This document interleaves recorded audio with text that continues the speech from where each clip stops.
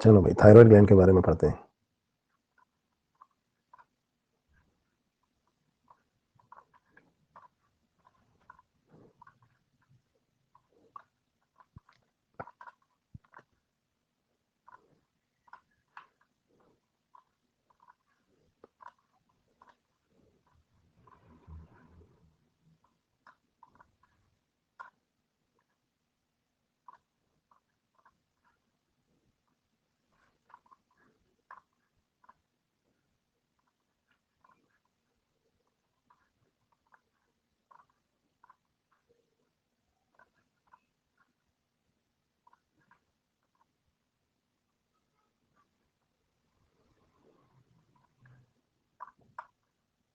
तो हम thyroid gland पे फोकस कर रहे हैं।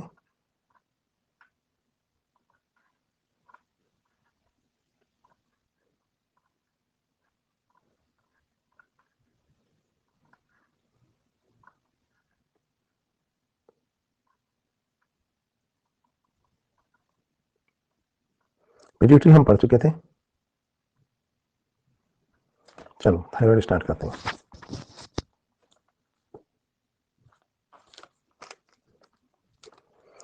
तो भाई सबसे पहली बात, thyroid gland is the largest gland of the body.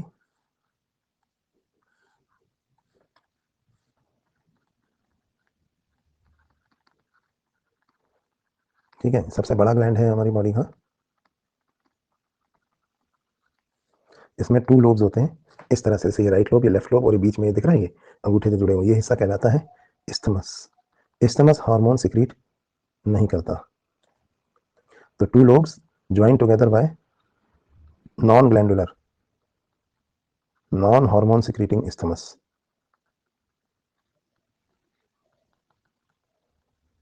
मतलब किस तरह से रखा हुआ है अगर हम देखें तो ये राइट और ये लेफ्ट लोब है, और ये एरिया बीच में कहलाता है इस्थमस। कहाँ रखा हुआ है?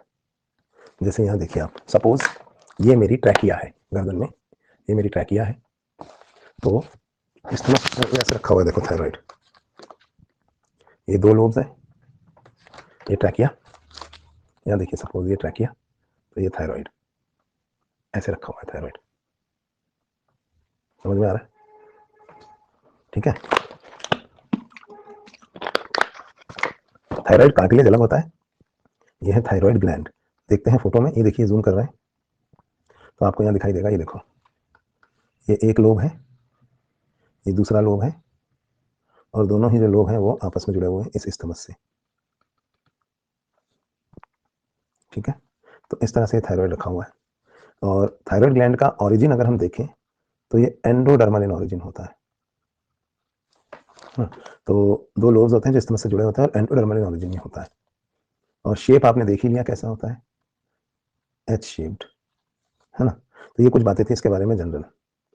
अब इसको अगर हम देखें कि ये इसमें होता क्या है, थायराइड ग्लैंड को अगर हम जूम करें, इस ग्लैंड को अगर हम जूम करके यहाँ देखें अंदर, तो थायराइड ग्लैंड में बहुत सारी थायराइड फॉलिकल्स होती हैं जिनका ये बना हुआ है। तो अगर हम माइक्रोस्कोप में इसको देखें कि कैसा दिखता है थायराइड ग्लैंड, तो ये देखिए, जैसे सपोज ये माइक्रोस्कोप में देख रहे हैं अपन इसको, तो थायराइड ग्लैंड के अंदर बहुत सारी फॉलिकल्स हैं जो इस तरह से क्यूबॉइडल सेल्स की बनी हुई हैं। जैसे ये एक फॉलिकल है, देखिए ये यहाँ पे दूसरी फॉलिकल है, ये क्यूबॉइडल सेल्स हैं, और इन सेल्स के बीच की जो खाली जगह होती है इसे हम स्ट्रोमा या इंटरस्टिशियल स्पेस कहते हैं। फॉलिकल मतलब एक पाउच जैसे हैं, ये बहुत सारे पाउचेस होते हैं, इन पाउचेस को ही हम फॉलिकल्स कहते हैं, थायराइड फॉलिकल्स। तो थायराइड ग्लैंड बना हुआ होता है थायराइड फॉलिकल्स का। जैसे आपको इतनी सारी फॉलिकल्स यहाँ दिख रही हैं, इन्हीं फॉलिकल्स के ये जो क्यूबॉइडल सेल्स हैं ये थायराइड हार्मोन सिक्रीट करते हैं, जो एक कोलॉइड की तरह, जैसे कटोरी में दही नहीं जमा होता है, वैसे एक कोलॉइड की तरह इन फॉलिकल्स के अंदर भरा हुआ रहता है यहाँ। ये देखिए, तो थायराइड ग्लैंड ना थायरोक्सिन हार्मोन को स्टोर भी कर सकता है। तो ये देखिए, ये अंदर हार्मोन है स्टोर्ड, कोलॉइडल फॉर्म में स्टोर होता है। ये कोलॉइड मतलब जैसे दही की तरह, दूध तो जैसे फैल जाता है, दही सेमी सॉलिड सा रहता है ना थोड़ा सा। तो ये देखिए, ये थायराइड ग्लैंड के अंदर थायराइड फॉलिकल्स हैं।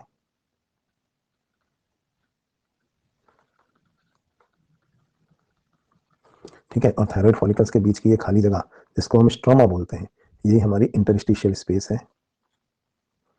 इस स्ट्रोमा में कनेक्टिव टिश्यू भरी हुई है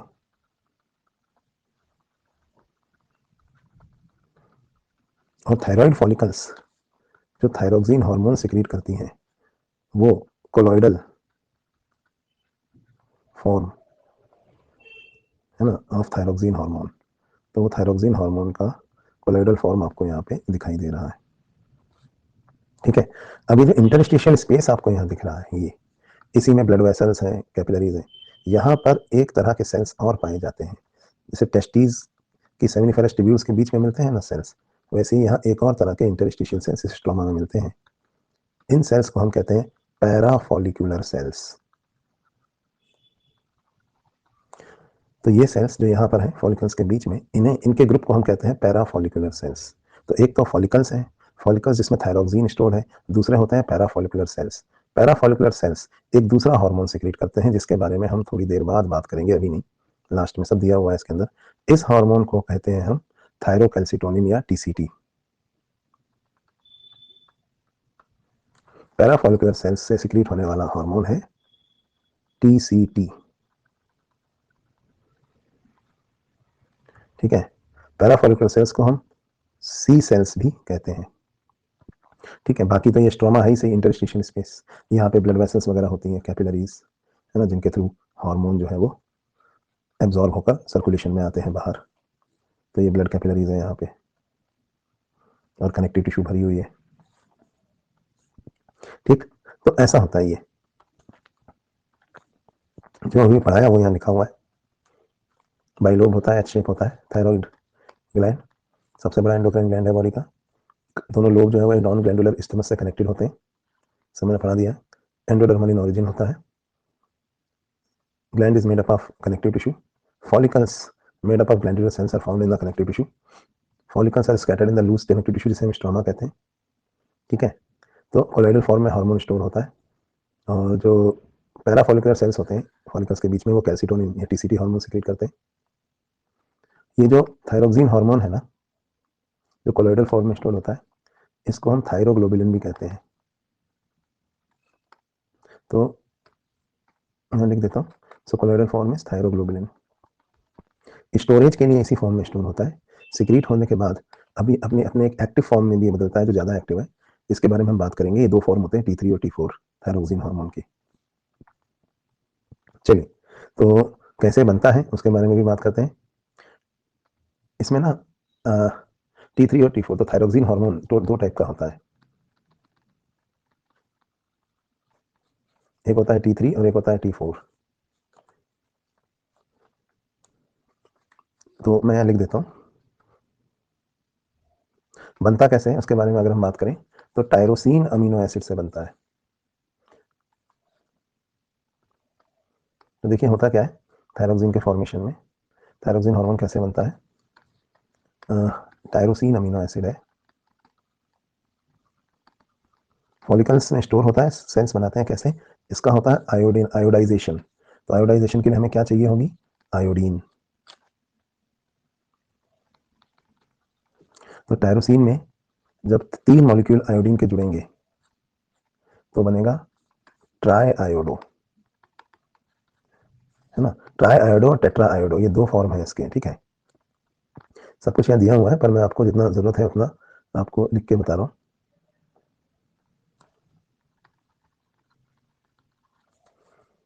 और अगर इसमें एक आयोडीन का मॉलिक्यूल और जोड़ दिया जाए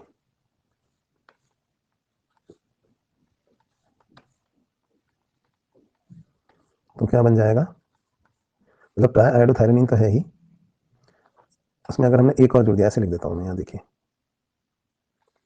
3 मॉलिक्यूल जोड़े आयोडीन के तो क्या बना, ट्राई आयोडोथायरोनिन। इसमें अगर हमने एक मॉलिक्यूल और जोड़ दिया आयोडीन का तो बनेगा टेट्रा आयोडोथायरोनिन।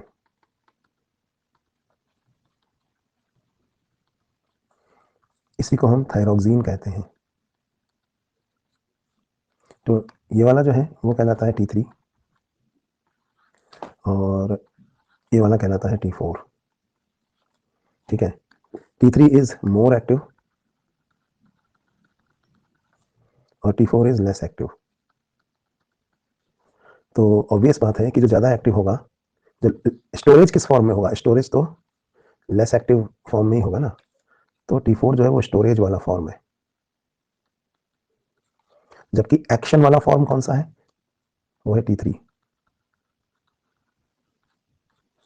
है ना। तो टिश्यू पर जाकर एक्ट कौन करता है, T3, और T4 भी जो है जब, और ये ना तो ज़्यादा तो स्टोर तो इसी फॉर्म में होगा ना, फिर ये हमेशा कम रहता है 20%, और ये हमेशा ज़्यादा रहता है कितना, 80%, क्योंकि ये स्टोरेज फॉर्म है, ठीक है। तो स्टोर जो है ना हमेशा, देखिए लिखा हुआ है, जो बातें मैं पढ़ा रहा हूँ, secretion of T4 is completely more than T3, T3 is 4 times more effective than T4, और T4 changes into T3 on reaching the tissues। तो जब ये सेल्स पे पहुंचता है T4, तो it is also changed into T3, यानी -1 iodine, इसमें से एक आयोडीन मॉलिक्यूल निकल जाएगा और ये T3 में बदल जाएगा, और T3 ही है जो कि टिश्यूज पर एक्ट करता है। तो T4 also changes into T3 at the time of action, तो T3 सेल्स पे एक्ट करता है।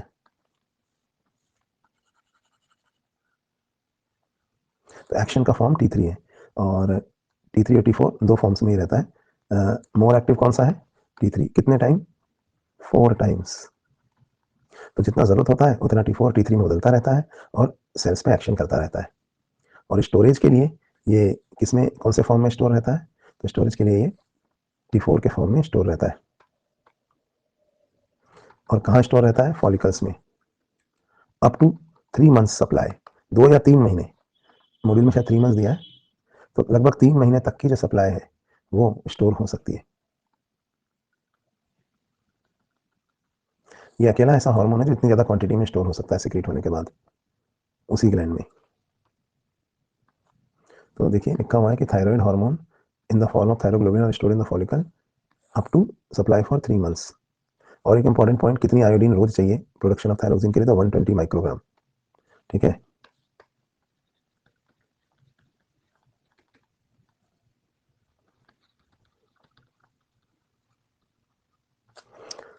तो this is the amount of daily required iodine for thyroxine synthesis, thyroxine के बनने के लिए। अगर ब्लड में आयोडीन कम है तो थायरोक्सिन कम बनेगा तो प्रॉब्लम हो जाएगी, ठीक है। तो ये तो बात हुई कि भाई थायरोक्सिन जो है वो, और अच्छा थायरोग्लोबिन ग्लाइकोप्रोटीन इन नेचर होता है। ग्लाइकोप्रोटीन मतलब है तो प्रोटीन हार्मोन, लेकिन इससे शुगर का ग्रुप भी जुड़ा हुआ है, तो ये ग्लाइकोप्रोटीन कहलाता है। ये भी एक बात आप नोट कर सकते हैं। तो ये बातें मैंने आपको यहाँ पे पढ़ा दी हैं, और दो तरीके से होता है T3 और T4, ये भी बता दिया है। अब ये देखिए वही डायग्राम है, इसमें आपको ये सारी चीज़ें दिख रही हैं।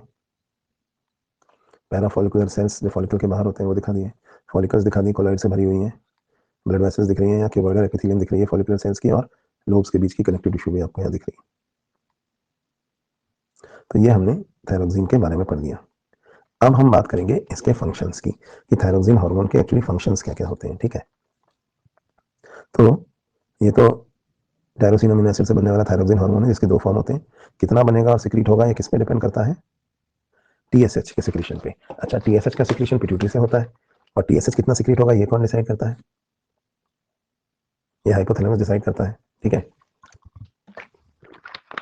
कैसे, टीआरएच हार्मोन, है ना। तो कंट्रोल तो आपको पता ही है, टीआरएच जो है वो टीएसएच को कंट्रोल करता है, और टीएसएच जो है वो T3 T4 के सिक्रीशन को। टीआरएच कहाँ से रिलीज हो रहा है, हाइपोथैलेमस से, टीएसएच एंटीरियर पिट्यूटरी से, और T3 T4 थायराइड से। तो ये बातें आपको पता है। चलिए, तो अब ना हम पढ़ेंगे, ये तो हमने थायराइड ग्लैंड का स्ट्रक्चर और उससे रिलेटेड ये बातें कि भाई किस तरह की रिक्वायरमेंट और कैसे बनता है वो हमने बात करी। अब हम इसके ना फंक्शंस के बारे में बात करते हैं। तो हमारा टॉपिक है थायरोक्सिन के फंक्शंस क्या है, फिर देखेंगे इसकी डेफिशिएंसी से क्या हो सकता है।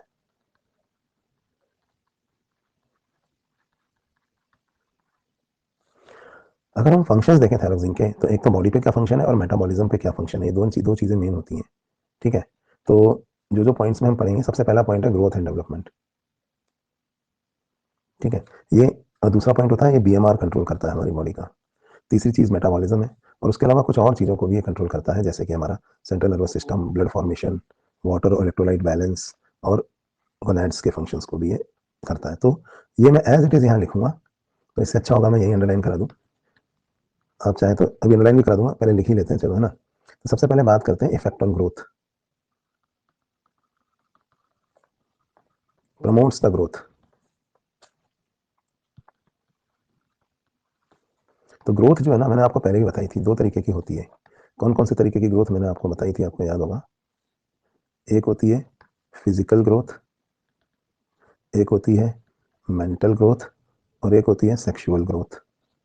ठीक है, तो फिजिकल ग्रोथ में तो आप समझ ही गए, सॉफ्ट और हार्ड टिश्यू दोनों की ग्रोथ, यानी कि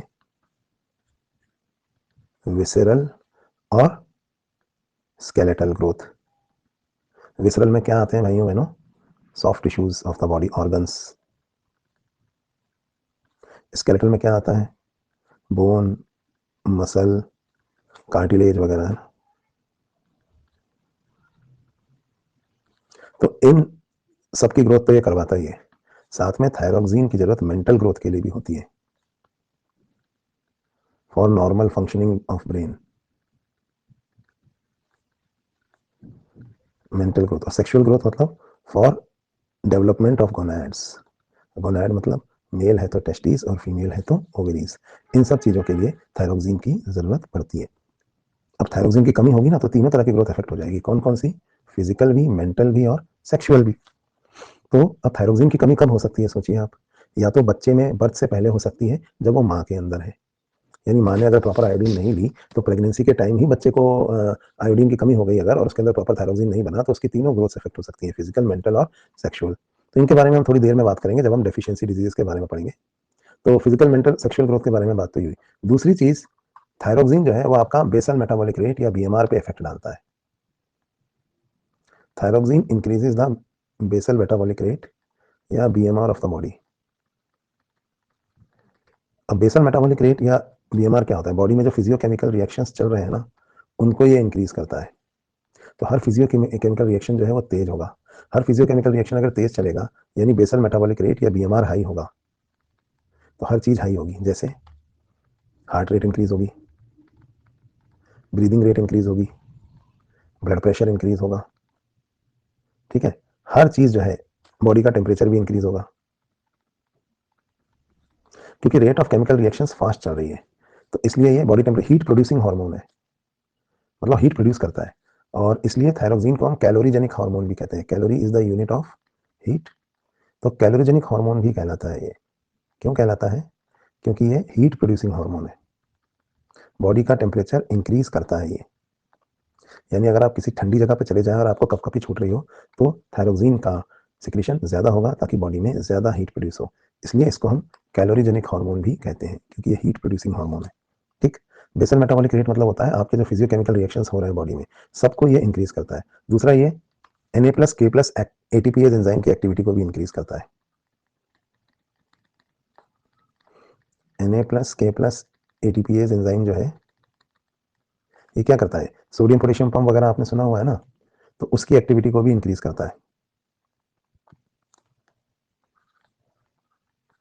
और increase number of mitochondria in body cells, ये भी करता है ये।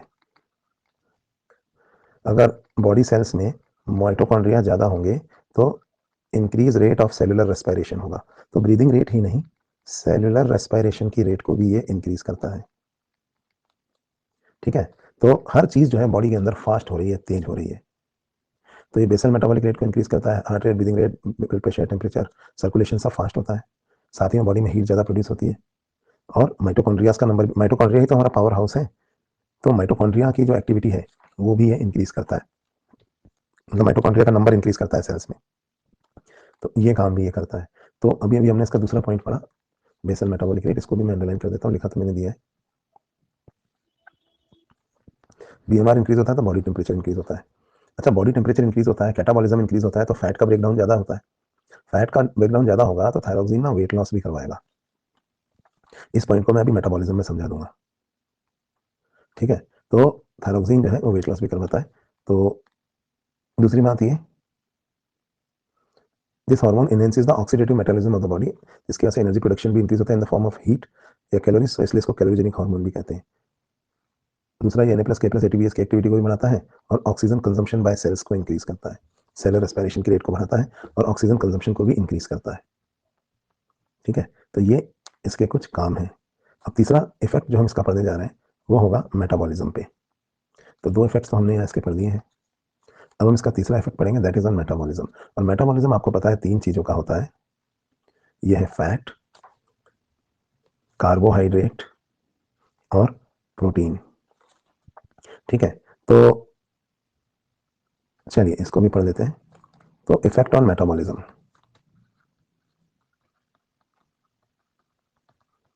3 मेन चीजें जिनके हम मेटाबॉलिज्म पढ़ते हैं वो है कार्बोहाइड्रेट, फैट और प्रोटीन। तो पहले बात करते हैं फैट्स की। मैंने आपको बताया कि 2 चीजें होती हैं, एनाबॉलिज्म और कैटाबॉलिज्म। एनाबॉलिज्म मतलब नया बनाना, कैटाबॉलिज्म मतलब पुराने को, सॉरी कैटाबॉलिज्म मतलब तोड़ना, ब्रेकडाउन। तो फैट, कार्बोहाइड्रेट और प्रोटीन्स। तो फैट में एनाबॉलिज्म भी होता है और कैटाबॉलिज्म भी होता है, प्रीडोमिनेंटली कैटाबॉलिज्म, मतलब कैटाबॉलिज्म ज्यादा होता है। That means there is increase breakdown of fat to yield energy. इसकी वजह से जिनके अंदर थायरोक्सिन का लेवल ज्यादा होता है वो दुबले पतले होते हैं, यानी वेट लॉस उनका होता रहता है, तोंद वाले या मोटे नहीं होते वो। ठीक है, दूसरी बात, कार्बोहाइड्रेट ये ग्लाइकोजन को तोड़ता है और किस में कन्वर्ट करता है, ग्लूकोज में। अब ग्लाइकोजन टूटेगा और ग्लूकोज में कन्वर्ट होगा, तो ब्लड में ग्लूकोज का लेवल ज्यादा रखता है ये, क्योंकि यही ग्लूकोज तो ऑक्सीडेशन के लिए जरूरत होगा। तो बेसिकली ये क्या करता है, ब्लड ग्लूकोज लेवल को इंक्रीज करता है। और कोई भी हार्मोन जो ब्लड ग्लूकोज लेवल को इंक्रीज करे वो कहलाता है डायबिटोजेनिक। तो ये ना डायबिटोजेनिक हार्मोन है, ग्लाइकोजन टूटेगा और ग्लूकोज में बदलेगा, इससे क्या होगा, ब्लड में ग्लूकोज का लेवल बढ़ा हुआ रहेगा। प्रोटीन का जहां तक बात है तो एनाबॉलिज्म और कैटाबॉलिज्म दोनों कराता है, लेकिन प्रीडोमिनेंटली, मतलब बेसिकली ग्लाइकोजन जो स्टोरेज फॉर्म है ना वो टूट के ग्लूकोज में कन्वर्ट होता रहता है।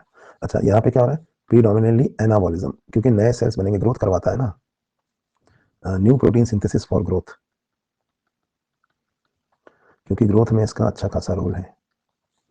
नया प्रोटीन सिंथेसिस क्यों करवाना है, फॉर ग्रोथ। तो ये 3 काम ये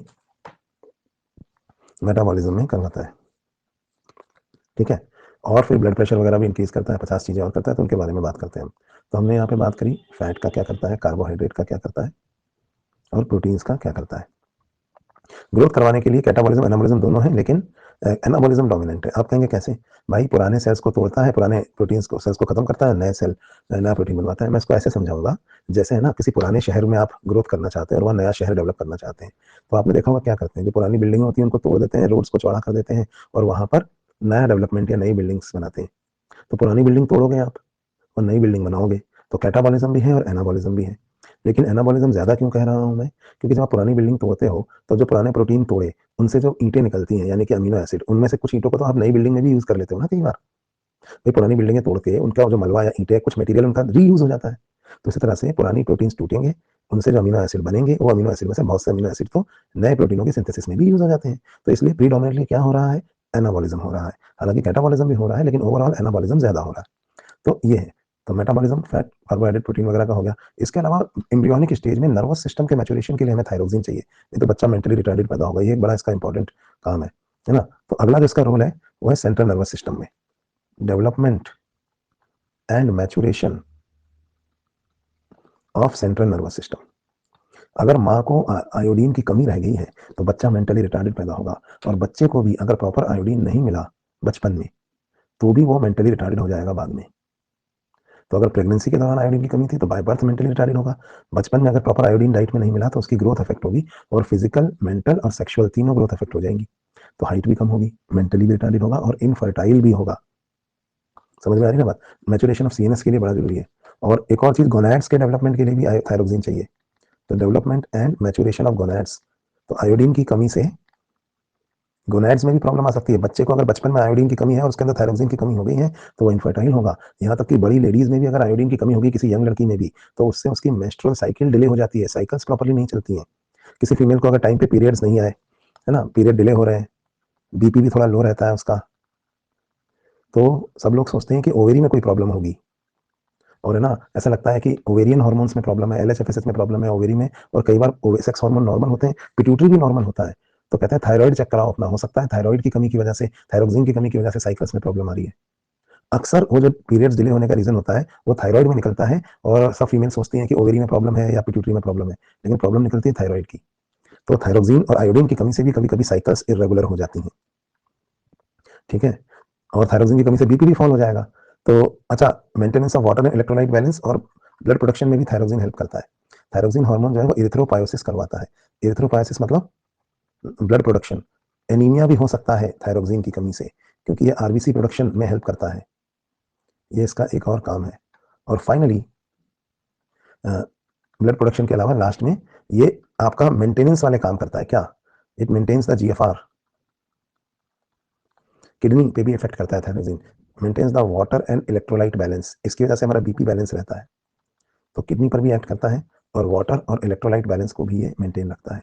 तो हमारी ब्लड वेसल्स पे भी एक्ट करता है, ब्लड प्रेशर भी मेंटेन बढ़ा के रखता है, गोनाड्स पे भी एक्ट करता है, सीएनएस पे भी एक्ट करता है, लगभग सभी बॉडी ऑर्गन्स पे ये अपना असर दिखाता है। तो ये है थायरोक्सिन के कुछ मेन काम, फंक्शंस ऑफ थायरोक्सिन। ठीक है, तो हमने यहाँ पे 6-7 मेन फंक्शन इसके पढ़ दिए हैं। अब हम पढ़ेंगे कि थायरोक्सिन की कमी से क्या होता है, और थायरोक्सिन अगर ज़्यादा सिक्रीट हो जाए तो क्या होता है। इसलिए तो नमक में आयोडीन मिलाते हैं और आयोडाइज्ड नमक खाने को बोलते हैं, क्योंकि आयोडीन की कमी अलग अलग लेवल पे प्रेगनेंसी के दौरान भी बॉडी को इफेक्ट कर सकती है, न्यूबॉर्न बेबी में भी कर सकती है, बचपन में भी कर सकती है, और जवानी में भी करती है।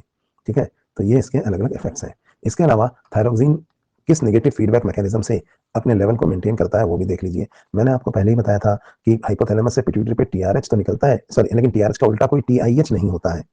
बताया था ना, 9 हार्मोन निकलते हैं। तो देखिए सर्कैडियन रिदम को कैसे मेंटेन करता है। सपोज आपको ना ठंड लगी, अभी ठंड लगेगी तो आपके बॉडी का टेम्परेचर गिरने लगेगा ना, देखो।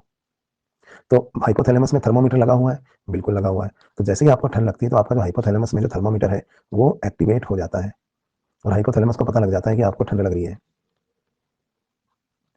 तो हाइपोथैलेमस क्या करता है, देखिए, वो टीआरएच का रिलीज इंक्रीज करा देता है। जब टीआरएच ज्यादा रिलीज होगा तो इसकी वजह से एंटीरियर पिट्यूटरी जो आपका है उसको स्टिमुलेशन मिलेगा, और उससे कौन सा हार्मोन ज्यादा रिलीज होगा, टीएसएच। टीएसएच जब आपके थायराइड ग्लैंड पे जाके गिरेगा तो इसकी वजह से थायराइड ग्लैंड से कौन सा हार्मोन ज्यादा रिलीज होगा, थायरोक्सिन। और थायरोक्सिन हार्मोन जब ज़्यादा रिलीज होगा तो इसकी वजह से आपकी बॉडी में हीट का प्रोडक्शन ज़्यादा होगा, और हीट प्रोडक्शन ज़्यादा होने की वजह से अब आपका जो ब्लड प्रेशर है वो कैसा हो जाएगा, वो सॉरी, आपका जो आपको जो ठंड लग रही थी, डिक्रीज बॉडी टेम्परेचर हो रहा था ना आपका, तो अब आपका बॉडी टेम्परेचर राइज होकर नॉर्मल हो जाएगा। लेकिन अगर आपका बॉडी टेम्परेचर एक लिमिट से ज़्यादा हाई होने लगा तो ये चीज़ और थायरोक्सिन का बढ़ा हुआ लेवल एक नेगेटिव फीडबैक देता है पिट्यूटरी और हाइपोथैलेमस को कि अब और ज़्यादा टीआरएच रिलीज करने की जरूरत नहीं है। तो फिर और टीएसएच नहीं रिलीज होता है तो और थायरोक्सिन नहीं रिलीज होता, तो ये अपने आप को ऑटो कट कर लेता है इस तरीके से। तो ये था थायराइड हार्मोन सिक्रीशन, ये भी आपको समझ में आ गया होगा। साहिल कह रहा है मुझे ठंड बहुत लगती है तो मैं थायराइड टेस्ट कराऊं। अबे ठंड तो पड़ी रही है ना देश में, मई जून में भी ठंड लगती है क्या। चलो, तो ये तो थायराइड हार्मोन का सिक्रीशन। अब हम बात करते हैं थायराइड डिसऑर्डर्स की।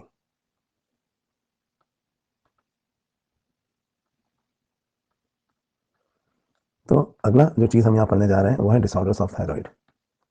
इसमें हम पढ़ेंगे हाइपर थायराइडिज्म में क्या होगा और हाइपोथायराइडिज्म में क्या होगा।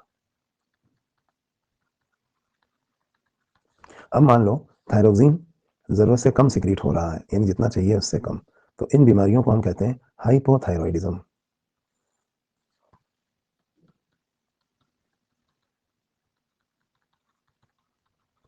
तो हाइपोथायराइडिज्म में होता क्या है, thyroxine level is below normal.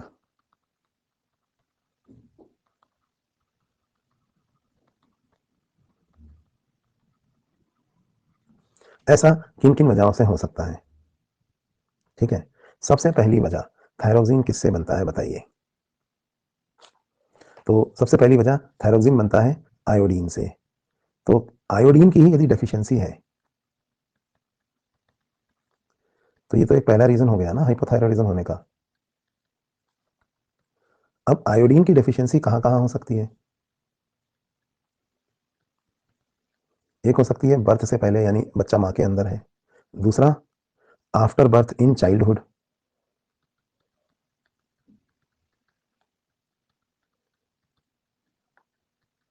और तीसरा हो सकता है कि एडल्ट में हो रही हो।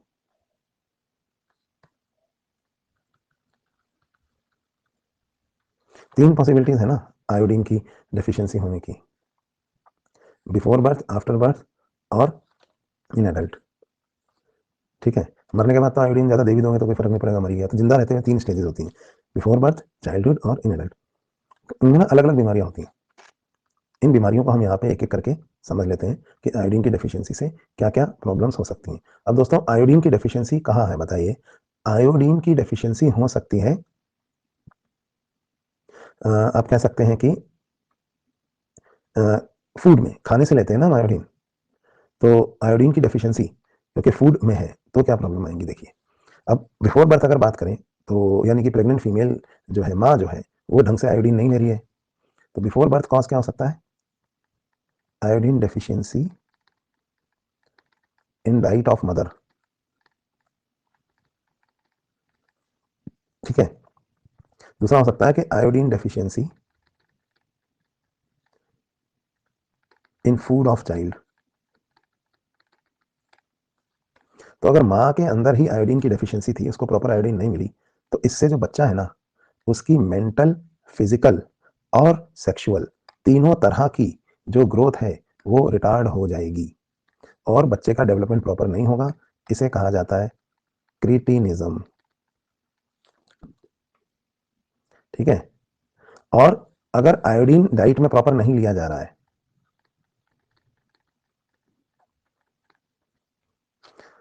तो एडल्ट में प्रॉब्लम ये भी हो सकती है, या एडल्ट में एक दूसरी प्रॉब्लम भी हो सकती है, hypothyroidism due to low activity of thyroid gland. Thyroid gland ने काम करना ही कम कर दिया है। या तीसरा पता है क्या हो सकता है? Injury to thyroid gland.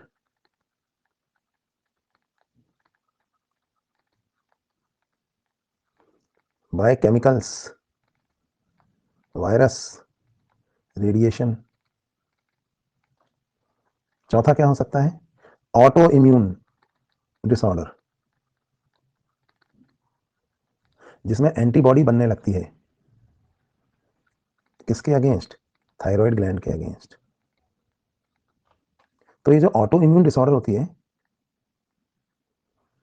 ये होती है हॉशिमोटोज। ठीक है, और आयोडीन डेफिशिएंसी या lack of activity of thyroid gland या इसकी और वजह से एडल्ट में अगर प्रॉब्लम आ रही है तो वो होता है मिक्सिडीमा। और चाइल्ड के फूड में अगर आयोडीन डेफिशिएंसी है तो it can lead to stunted growth.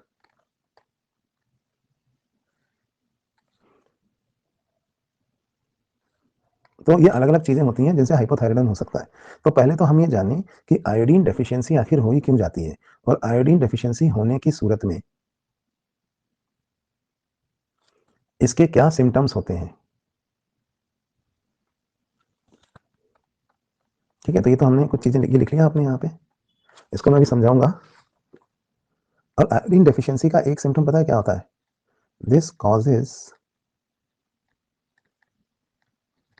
enlargement of thyroid. This enlargement of thyroid is called as simple goiter.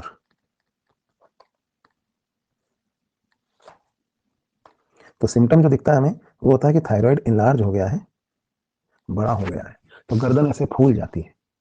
अब ये सिंपल गोइटर क्या है ये भी देख लेते हैं। देखो, अगर आपके ब्लड में आयोडीन कम है, सुनते जाइए, अगर ब्लड में आयोडीन कम है, आयोडीन किसको चाहिए? थायराइड ग्लैंड को चाहिए। तो जो थायराइड ग्लैंड है उस वो ब्लड में से आयोडीन खींचता है ताकि वो उससे क्या बना सके? थायरोक्सिन बना सके, है ना। और अगर आपने आयोडीन कम ली भोजन में तो आपके ब्लड में आयोडीन का लेवल ज्यादा होगा या कम होगा?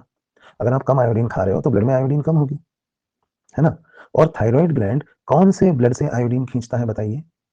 उस ब्लड से जो थायराइड के थ्रू पास हो रहा है, उसी से तो खींचेगा। कि जो ब्लड पैर में जा रहा है उससे आयोडीन खींचेगा? आयोडीन उसी ब्लड में से खींचेगा थायराइड ग्लैंड जो ब्लड उसके थ्रू पास हो रहा है ना। अब इसको ऐसे समझिए जैसे एक नदी के किनारे मछुआरा बैठता है, नदी में खूब मछलियां हैं। सपोज ये एक नदी है और ये इसमें वाटर का फ्लो है, और फ्लो के साथ इसमें ना मछलियां हैं। तो मछलियां जो है इसमें, इनको मछुआरा अपने जाल से पकड़ लेता है, एक जाल फेंकता है और मछलियां पकड़ लेता है ना। लेकिन अगर नदी में मछलियां कम हो गई, जितनी होनी चाहिए उससे कम हो गई, पर मछुआरे को तो मछली चाहिए, तो मछुआरे को अपने जाल का साइज बढ़ाना पड़ेगा, बड़ा जाल डालना पड़ेगा, ताकि ज्यादा मछलियां, उतनी ही मछलियां जितनी उसे चाहिए थी, वो उसके जाल में आए। तो जो ब्लड थायराइड से होकर गुजरता है उसमें अगर आयोडीन सफिशिएंट नहीं है तो थायराइड खुद को इनलार्ज करेगा ताकि उसमें से ज्यादा ब्लड गुजरे, क्योंकि जब थायराइड में से ज्यादा ब्लड गुजरेगा तो आयोडीन पकड़ सकने की प्रोबेबिलिटी भी ज्यादा हो जाएगी। तो थायराइड अपना साइज इंक्रीज करता है ताकि उससे ज्यादा आयोडीन टकरा सके, या उसमें आ रहे ब्लड का वॉल्यूम बढ़े, क्योंकि ब्लड में ही तो आयोडीन आएगा। तो ऐसा है भैया, जाल बड़ा करना पड़ेगा। तो इसलिए क्या होता है, जब आयोडीन डेफिशिएंसी हो जाती है, iodine level of blood falls. क्यों फॉल हो रहा है? Low iodine, iodine deficiency in diet हो रही है। देखिए, अगर आपकी डाइट में प्रॉपर आयोडीन नहीं है तो उसकी वजह से आपके ब्लड का आयोडीन लेवल गिर जाएगा, और ब्लड का आयोडीन लेवल गिरेगा तो थायराइड विल एनलार्ज, क्योंकि उसको ब्लड में से क्या निकालना है, आयोडीन। तो जब थायराइड बड़ा होने लगेगा तो इसे कहते हैं घेंगा या गोइटर। समझ में आई बात? तो ये बड़ा हो जाता है, ऐसा फूल जाता है, क्योंकि थायराइड कहेगा मुझे तो इतना आयोडीन चाहिए, और उसके लिए अगर मुझे अपना साइज बड़ा करना पड़े ताकि मेरे अंदर ज्यादा ब्लड आए तो वो मैं करने को तैयार, लेकिन मुझे आयोडीन चाहिए। लेकिन आयोडीन तो है ही नहीं ना, ब्लड में कम है ना। तो बड़ा कर लेने के बावजूद भी थायराइड, उतना ब्लड तो आ जाता है थायराइड में ज्यादा, लेकिन अरे पानी तो ज्यादा आ जाएगा, मछुआरे के जाल से ज्यादा पानी गुजरने लगेगा, लेकिन जब पानी में मछली ही कम है तो कितना फायदा होगा उसको, ज्यादा फायदा तो होगा नहीं। तो इलाज करके कोशिश तो करता है बड़ा पूरा आयोडीन ले लेने की थायराइड, लेकिन नहीं ले पाता। तो अल्टीमेटली अगर आयोडीन कम पहुंच रहा है तो ब्लड में थायरोक्सिन का लेवल गिरेगा, है ना। और ब्लड में थायरोक्सिन का लेवल गिरेगा तो इसको हम क्या बोलते हैं, हाइपोथायरॉयडिज्म, क्योंकि ब्लड में थायराइड का लेवल गिर रहा है। अब जैसे ही ब्लड में थायराइड का लेवल गिरा, जैसे ही ब्लड में थायराइड का लेवल गिरा, वो सारे काम जो थायरोक्सिन कर रहा था वो सब इफेक्ट हो जाएंगे। तो आपको गॉइटर समझ में आया? इसे कहते हैं सिंपल गॉइटर, जो आयोडीन की डेफिशिएंसी से होता है। अब इसी सिंपल गॉइटर के बारे में कुछ बातें हम और पढ़ते हैं, फिर आगे बढ़ते हैं। आयोडीन इज वाटर सॉल्युबल, याद रखना, आयोडीन इज वाटर सॉल्युबल, पानी में घुलकर पानी के साथ वो बह जाती है। अब मान लीजिए कि कोई बच्चा पहाड़ों पे रहता है, माउंटेन्स पे, हिली एरिया में। क्या इस क्लास में कोई ऐसा स्टूडेंट है जो दार्जिलिंग में रहता है या गंगोत्री में रहता है ना? वो है मान लीजिए ए, जो पहाड़ों पे रहता है। एक दूसरा बच्चा है जो कलकत्ता के आगे जहां समुद्र है उस एरिया में रहता है, सी है, कोस्टल एरिया, या गोवा में रहता है। तो गंगा जो है मान लीजिए पहाड़ों से निकलती है, ये रिवर है, और ये पानी जो है ये बहकर समुद्र में आके मिल जाता है।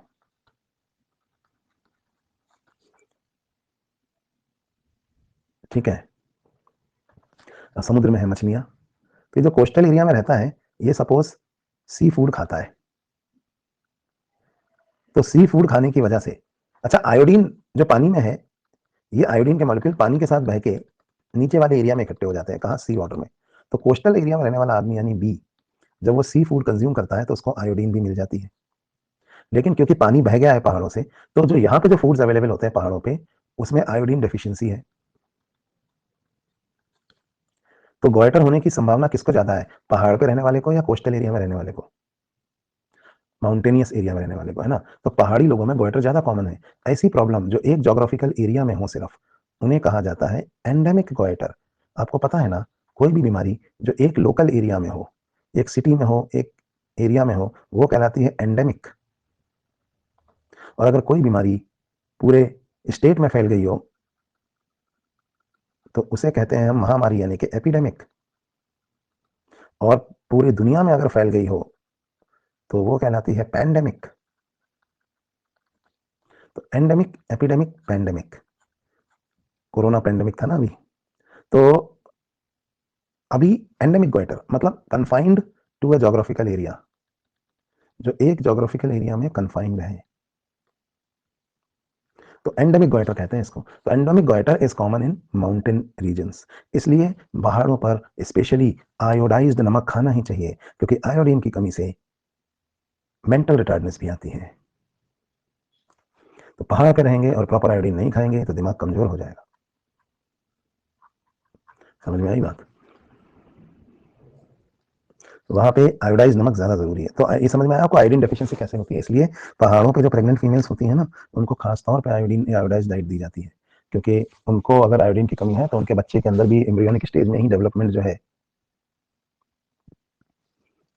इफेक्ट हो जाएगा। नमित कह रहा है इसका मतलब नीट में पहाड़ वालों से कम कंपटीशन। ऐसा कोई जरूरी नहीं है कि पहाड़ पे रहने वालों का दिमाग कम होता है, पर ये कोई लॉजिक नहीं हुआ, है ना। लेकिन आयोडीन की कमी अगर होगी तो उससे दिमाग जरूर खराब हो सकता, मतलब कम डेवलप हो सकता है।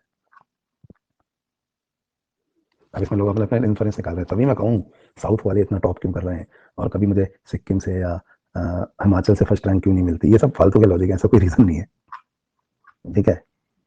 तो हमने यहाँ पे बात करी, ये सब फालतू के लॉजिक है, इनका कोई सेंस नहीं है। तो यहाँ पे हम पढ़ रहे हैं, उस पर ध्यान दीजिए। अब यहाँ पे ये तो क्रिटिनिज्म में क्या होता है पहले हम ये समझ लेते हैं। तो क्रिटिनिज्म दोस्तों कब होता है, ये जब बचपन में ही बराबर नहीं मिला ना अगर आयोडीन प्रेगनेंसी के दौरान या उसके बाद, तो इसको हम बोलते हैं क्रिटिनिज्म।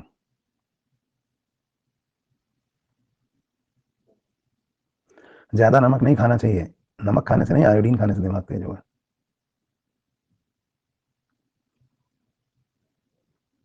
कुछ लोग अब तो मैं दिन भर मछली खाऊंगा जब मेरी फर्स्ट रैंक आएगी, ऐसा नहीं है, पढ़ना पड़ेगा। ऊपर से नमक मतलब बीपी बढ़ जाएगा, बस आयोडाइज नमक खा लो उतना काफी है। चलिए, तो यहाँ पे हम बात कर रहे थे थायराइड डिसऑर्डर्स की। अब देखिए, पहला होता है हाइपोथायरॉयडिज्म, हम पढ़ रहे हैं यहाँ पे। सबसे पहली चीज जिसमें हम पढ़ रहे हैं वो है सिंपल गोइटर। सिंपल गोइटर क्या होता है, देखिए, जब आपके भोजन में ही आयोडीन की कमी हो, है ना, तो थायराइड ज्यादा आयोडीन अब्सॉर्ब करने की कोशिश करता है तो उसका साइज इंक्रीज हो जाता है। ये कहलाता है सिंपल गोइटर। कहाँ ज्यादा कॉमन होता है, ये माउंटेन्स पे, ठीक है। ऐसे एरिया, इसको हम बोलते हैं एंडेमिक गोइटर। सी फूड वाले के अंदर ये सिम्टम नहीं होता। दूसरा हमने बात करी हाइपोथायरॉयडिज्म में क्रिटिनिज्म की।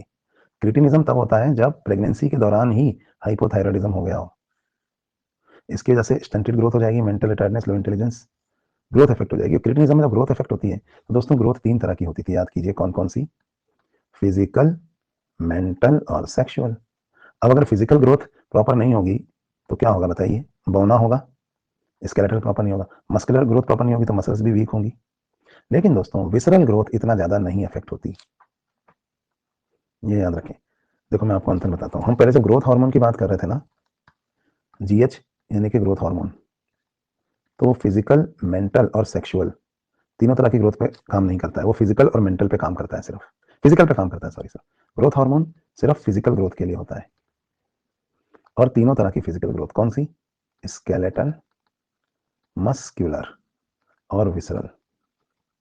लेकिन जो हमारा ये हार्मोन है थायरोक्सिन, ये फिजिकल ही नहीं, फिजिकल के अलावा मेंटल और सेक्सुअल ग्रोथ के लिए भी जरूरी है। और फिजिकल में ना ये सिर्फ स्केलेटल और मस्कुलर ग्रोथ के लिए जरूरी है। थायरोक्सिन कौन सी ग्रोथ को इफेक्ट नहीं करता, ये ध्यान दीजिए, विसरल ग्रोथ को इफेक्ट नहीं करता ये। तो अब मैं आपको ये बताने वाला हूं, थायरोक्सिन की कमी से पहले क्या क्या होता है वो बताऊंगा, फिर मैं बताऊंगा कि ग्रोथ हार्मोन और थायरोक्सिन को कंपेयर करेंगे कि किसकी कमी से क्या होता है।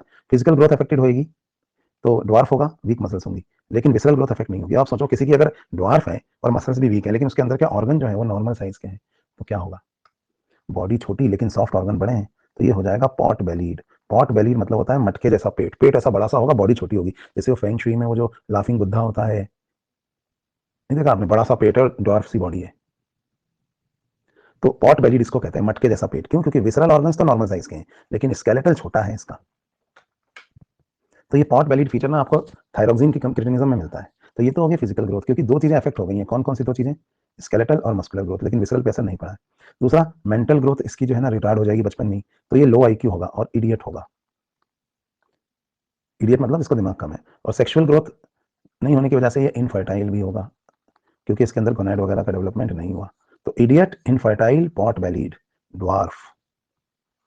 आपको देखना इडियट कैसा दिखता है, ये देखिए, ये है इडियट। अब बोलते रहते ना इडियट इडियट, हंसने की जरूरत नहीं है, पर ये बेचारा क्रिटिनिज्म का मरीज है, इसका दिमाग भी कम है, इसमें इनफर्टिलिटी भी है, और ये जो है ड्वार्फ भी है। तो भाई एंडेमिक गॉइटर बताया, क्रिटिनिज्म बताया, तीनों तरह की ग्रोथ इफेक्ट होगी क्रिटिनिज्म में, फिजिकल भी, मेंटल भी और सेक्सुअल भी। ड्वार्फ है, पॉट बेलीड है, इनफर्टाइल है। ठीक है, तो कोलोइडल गोइटर हो गया, क्रिटिनिज्म हो गया। अब तीसरा वाला मिक्सोडिमा। जैसा कि मैंने आपको बताया कि अगर एडल्ट के अंदर हाइपोथायरॉयडिज्म हो जाए, यानी थायरोक्सिन की कमी हो जाए, तो इसको मिक्सोडिमा या गर्ल्स डिजीज कहते हैं। इसमें क्या होता है, बॉडी के अंदर फ्लूइड इकट्ठा होने लगता है, सूजन आने लगती है, बीपी फॉल हो जाता है, आदमी आलसी हो जाता है, बीएमआर गिर जाता है, ब्रीदिंग रेट कम हो गई, हार्ट रेट कम हो गई, साइकिल्स भी इरेगुलर हो जाती है, और धीरे धीरे उठेगा, गाल फूल जाता है, धीरे धीरे उठेगा, कोई भी काम करना होगा तो आलस में पड़ा रहेगा, अरे यार कौन उठे, है ना। ये कहलाता है मिक्सोडिमा। इसका फोटो हमारे पास नहीं है, पर कोई भी आलसी मोटा आदमी मिक्सोडिमा।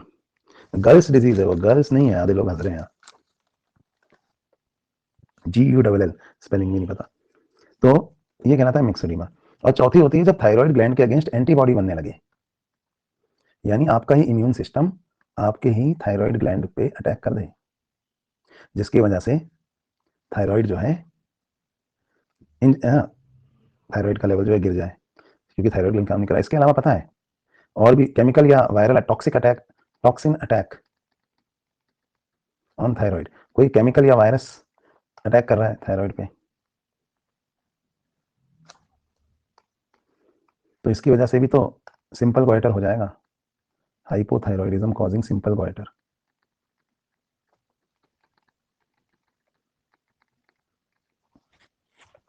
तो ये अलग अलग तरीके का प्रॉब्लम्स है जो हाइपोथायरॉयडिज्म में है, और ये मैंने आपको यहाँ एक साथ इसमें दिखा दिया ना। तो simple goitre enlargement of thyroid iodine deficiency की वजह से भी होता है। इसके अलावा एक और रीजन जो हो सकता है वो भी बताया मैंने आपको, auto immune disorder, injury to thyroid by chemical या रेडिएशन, ये चीज़ भी हाइपोथायरॉयडिज्म कॉज करती है। तो हाइपोथायरॉयडिज्म के अलग अलग कॉजेज हमने यहाँ पे देखे। तो हाइपोथायरॉयडिज्म पूरा हो गया है, अब हम बात करेंगे हाइपरथायरॉयडिज्म की।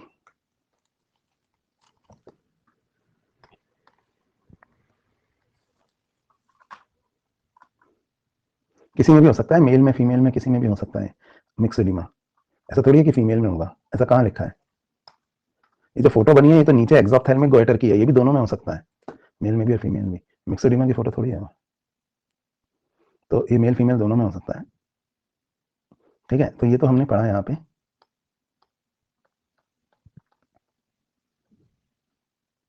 हाइपोथायरॉयडिज्म। अब हम क्या पढ़ेंगे, अब हम बात करेंगे हाइपरथायरॉयडिज्म की।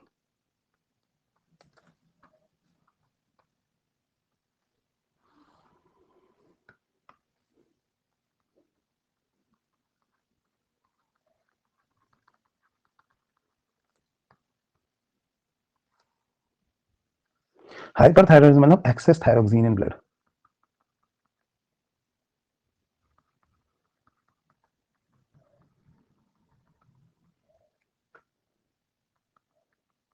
ब्लड में थायरोक्सिन का लेवल नॉर्मल से ज्यादा हो रहा है, ऐसा कब हो सकता है। पता है, थायराइड का कैंसर हो गया हो, अगर नोडुलर गोइटर कहते हैं इसको, ट्यूमर हो गया हो थायरोक्सिन में, थायराइड ग्लैंड में, और थायराइड ग्लैंड हाइपर सिक्रेटरी हो गया हो, बहुत ज्यादा थायरोक्सिन रिलीज कर रहा है, ऐसे में बोलते हैं। सो दिस में हैपन ड्यू टू, जैसे यहाँ लिखा हुआ है, कैंसर ऑफ थायराइड या development of nodules in the thyroid glands. Hyperthyroidism के दो रीजन हो सकते हैं, एक रीजन तो है कैंसर ऑफ थायराइड और दूसरा है नोडुलर गोइटर। इसमें क्या हो रहा है, बिनाइन ट्यूमर डेवलप हो गया है थायराइड ग्लैंड में, ग्रोथ होती जा रही है, over growth.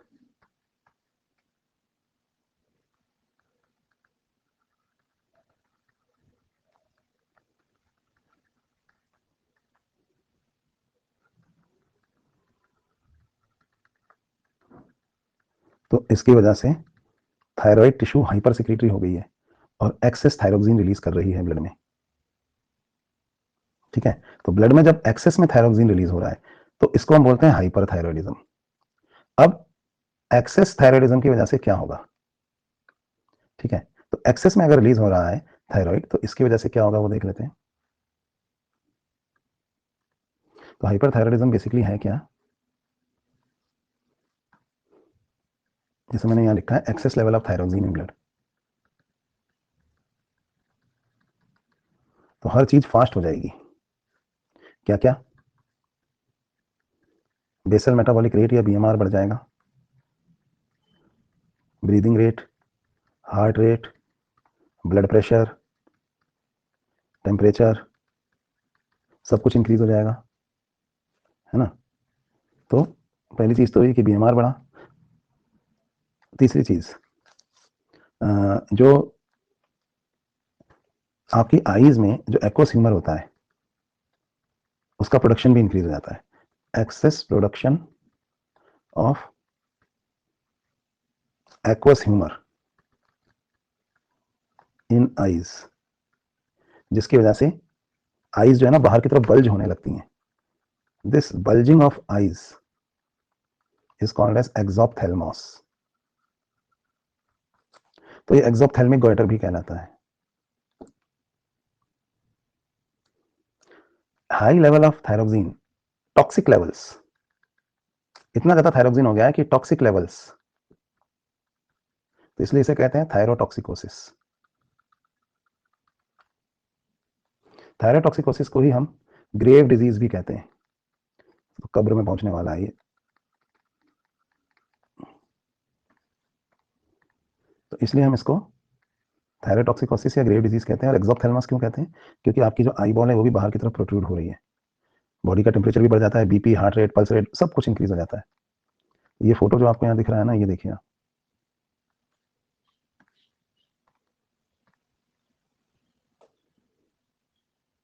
Rate and synthesis and secretion of thyroid hormone बढ़ जाता है। एक्सोप्थेल्मिक गोइटर या ग्रेव डिजीज कहते हैं इसको। इसमें भी थायराइड इनलार्ज हो जाता है, आई बॉल प्रोट्रूड हो जाती है, बीएमआर बढ़ जाता है और वेट लॉस भी ज्यादा होता है। तो ये सारे पॉइंट मैंने आपको बताया वही लिखे हुए हैं यहाँ।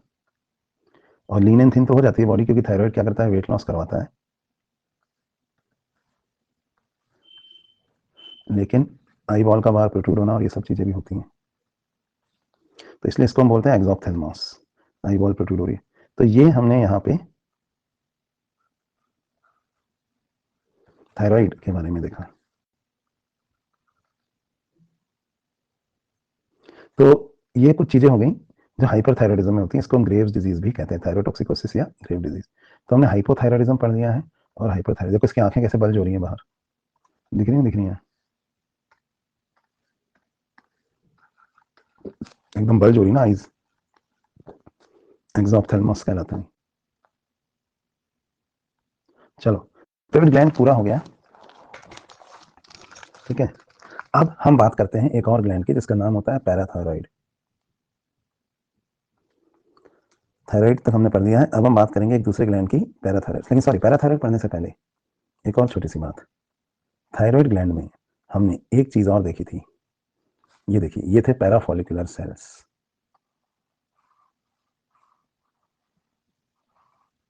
है ना। थायराइड फॉलिकल एक अलग चीज थी, उसके अलावा एक और तरह के सेल्स थे जिनको हमने कहा पैराफॉलिकुलर सेल्स या सी सेल्स। तो ये पैराफॉलिकुलर सेल क्या करते हैं, ये टीसीटी हार्मोन सेक्रेट करते हैं।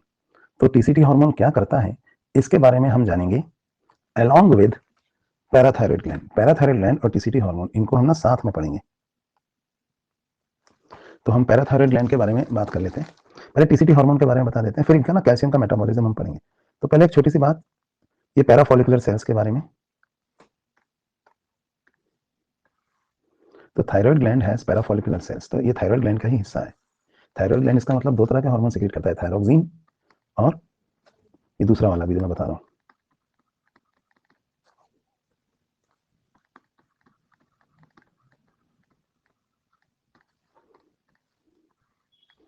थायराइड ग्लैंड से कौन से दो हार्मोन रिलीज होते हैं, ये अगर हम देखें तो एक तो है थायरोक्सिन जो T3 और T4 के फॉर्म में रिलीज होता है, और दूसरा थायरोक्सिन कौन रिलीज करता है, देखिए, फॉलिकल्स।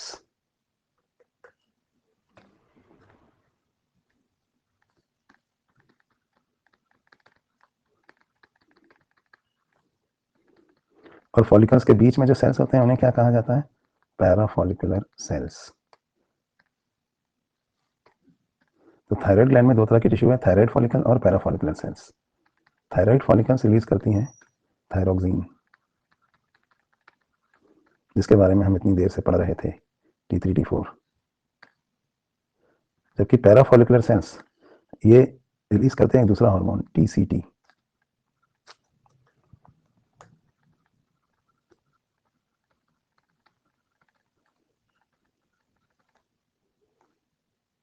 ठीक है, तो ये TCT क्या होता है ये भी जान लेते हैं।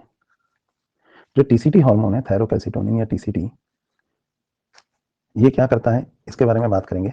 इससे जस्ट पहले एक बात और करते हैं, थायराइड ग्लैंड को पलटते हैं और उसके पीछे देखते हैं। तो जब हम थायराइड ग्लैंड को पलटते हैं और उसके पीछे देखते हैं तो हमें ये दिखाई देता है कि एक और ग्लैंड है वहां पे, जिसको हमने कहा पैराथायरॉइड। 4 छोटे छोटे डॉट्स हैं, ये देखिए।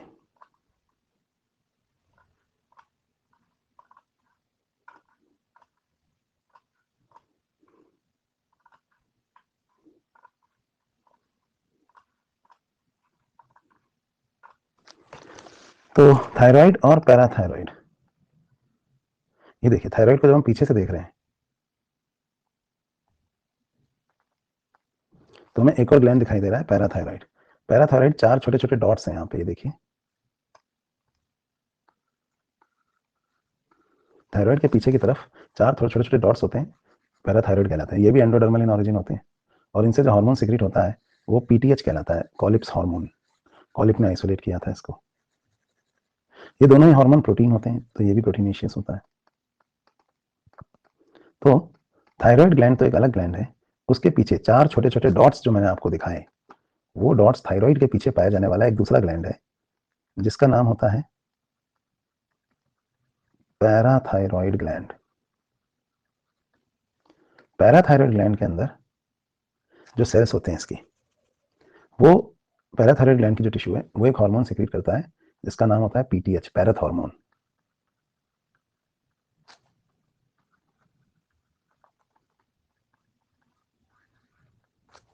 ये जो PTH है यानी कि पैराथ हार्मोन, इसको हम कॉलिप्स हार्मोन भी कहते हैं, क्योंकि ये कॉलिप ने आइसोलेट किया था।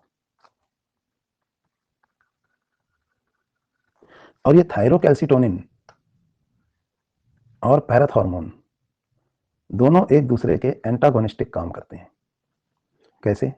थायरोकैल्सिटोनिन का एक ही काम होता है, ब्लड में कैल्शियम लेवल को डिक्रीज करना। कैसे भी करो पर ब्लड में कैल्शियम लेवल को डिक्रीज करो। जबकि ये जो दूसरा हार्मोन है पैराथ हार्मोन, इसका एक ही काम है, कुछ भी करो लेकिन ब्लड में कैल्शियम लेवल को इंक्रीज करो। चाहे कहीं से कैल्शियम लाओ लेकिन ब्लड में कैल्शियम का लेवल बढ़ाओ। तो आपको समझ में आ रहा है, दोनों एक दूसरे के अपोजिट काम कर रहे हैं, यानी कि एंटागोनिस्टिक। एक ब्लड में कैल्शियम लेवल को इंक्रीज करता है और दूसरा उसी ब्लड में कैल्शियम लेवल को डिक्रीज करता है। ठीक है, तो कैसे थायराइड और पैराथायराइड काम करते हैं? थायराइड हार्मोन से निकलने वाला जो हार्मोन होते हैं, ये तो ग्लाइकोप्रोटीन है, आपको पता ही है।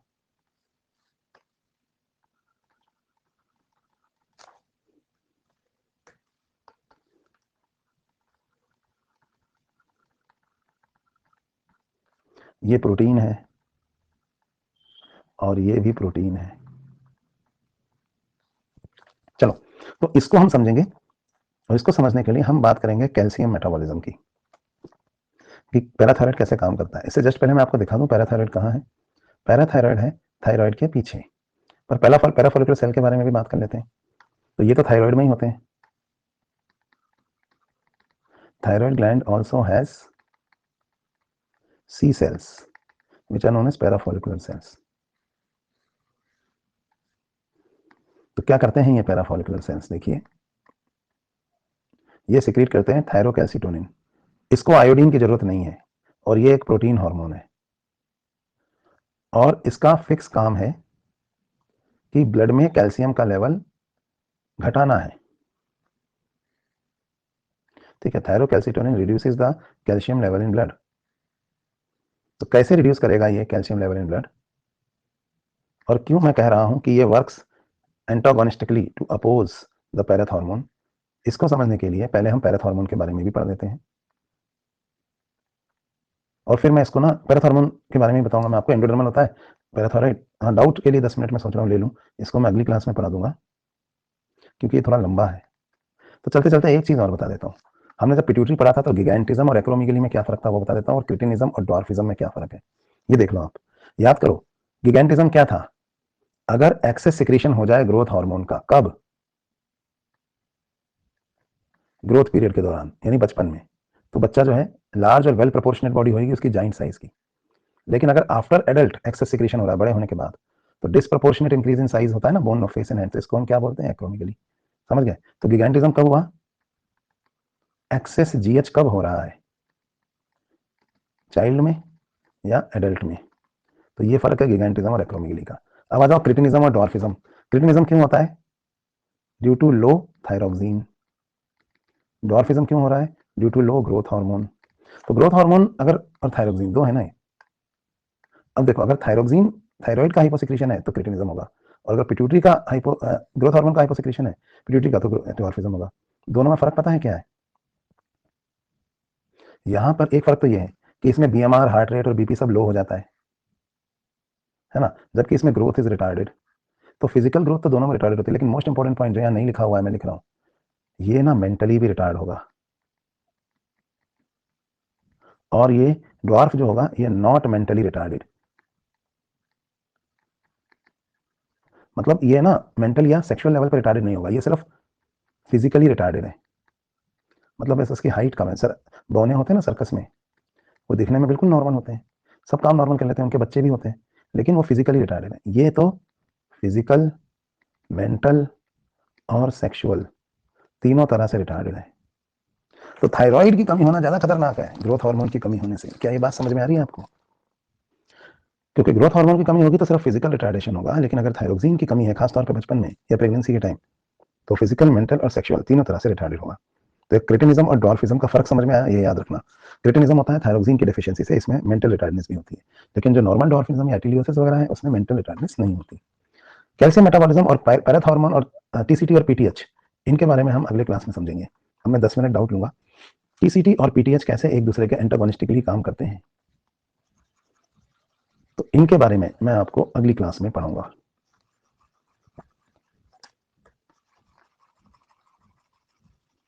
तो टीसीटी वर्सेस पीटीएच, यहां से हम अपना, मुझे याद दिला देना आपको ये दोनों हार्मोन्स के बारे में पढ़ाना है, ये हम अगले क्लास में पढ़ेंगे।